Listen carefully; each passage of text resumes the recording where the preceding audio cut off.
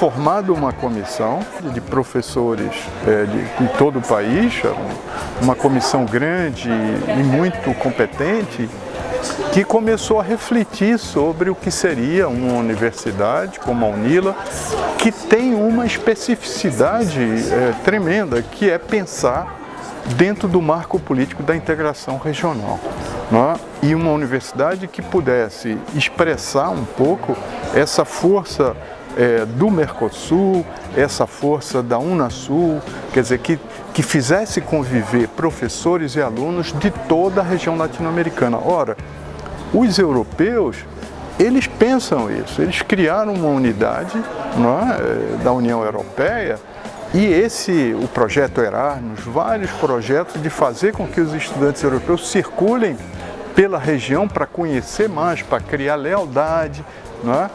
Então, a UNILA também tem teve um princípio, primeiro, a democracia como fundamental, né?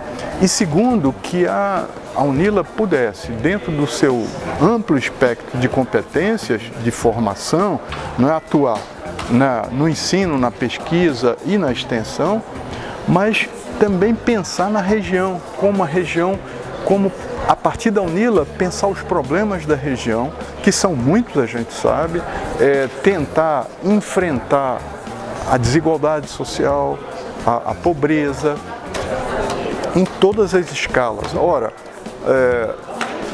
um geógrafo, ele tem que ter a competência dele na geografia, mas ele, antes de mais nada, ele tem que ter, para ser um professor da UNILA, ele teria que ter um conhecimento no campo dele da geografia de toda a América Latina, profundo nisso. Isso eu poderia dizer para o médico, isso eu poderia dizer para o sociólogo.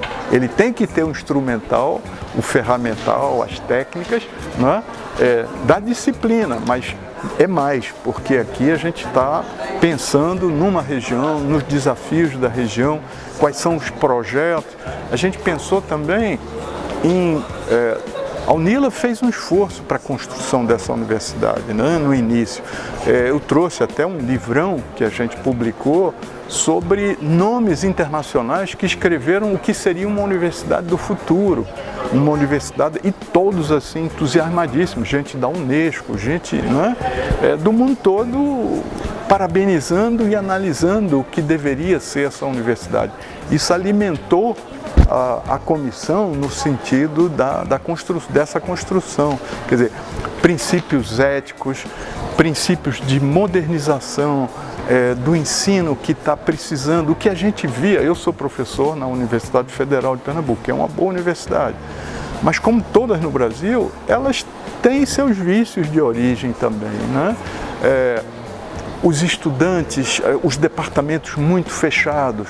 Então a gente queria vaso comunicante, que as pesquisas elas pudessem ser alimentada com gente da arquitetura, com gente da agronomia, com gente, né, da sociologia, da política, da economia, fazer com que esses projetos, eles tendo como, digamos, duas finalidades basilares. Uma, que é a questão da transmissão de conhecimento. E o outro é que o que é que esse conhecimento vai operar para o país e para a região, né? E é um projeto também de afirmação de uma região que sempre foi considerada subdesenvolvida, atrasada, né? Então, produzir uma universidade de excelência, eu poderia resumir. Para que serve uma universidade? Esse foi um norte também para a gente. A universidade não serve só para você jogar gente no mercado de trabalho, mas a gente quer jogar, né, para a vida, para a sociedade, gente com princípios éticos, com princípios morais, né, com princípio de igualdade, com princípio de pensamento do coletivo e não apenas individual, porque o sistema que está aí, né, é um sistema muito individualista, cada um quer resolver o seu problema de ordem pessoal. Uma questão que a gente discutiu muito é que todo o corpo profissional, e isso já era ajudado porque nós também teríamos professores da Colômbia, do Chile, da Argentina, né? Primeiro, essa cultura, essa diversidade das nossas culturas latino-americanas. E a outra era de trabalhar para que esses estudantes pudessem trazer para aqui a sua cultura e que isso fosse compreendido pelos demais, para que a gente tentar cristalizar na UNILA, cristalizar no bom sentido, uma visão mais ampla do que é a América Latina, dos seus problemas, das diferenças que a gente tem. Quer dizer, o lugar, por exemplo, o lugar da mulher. A gente pode estudar, ter cursos sobre gênero, né? Sobre a mulher em abstrato, mas a gente tem a mulher boliviana, a mulher brasileira, e mesmo no Brasil a gente tem a mulher da favela, a gente tem, não é? A mulher de classe média, não é? Então essa diversidade, ela seria um ponto focal para a UNILA avançar nas suas pesquisas, e daí a necessidade da intermultidisciplinaridade, não é? Que não é uma palavra vazia, é uma palavra que carrega a necessidade de um conhecimento que respeite e que precise do outro conhecimento.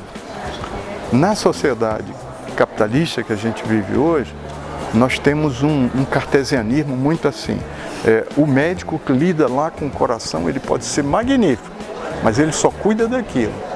Quer dizer, e o restante do corpo? Não? Ele sabe muito pouco, ele não sabe nem os efeitos que... Quer dizer, pelo menos ele não faz nada para o conjunto de efeitos que o coração tem no resto do corpo. Então, é uma visão mais holística do conhecimento, que essa universidade, já com a diversidade regional dos países que a compõem, da diversidade da cultura. Por exemplo, se você pegar os índios na Bolívia, e mesmo no Brasil, a diversidade de plantas medicinais que eles sabem e que se perdeu isso na história. Quer dizer, aí você tem um trabalho a fazer.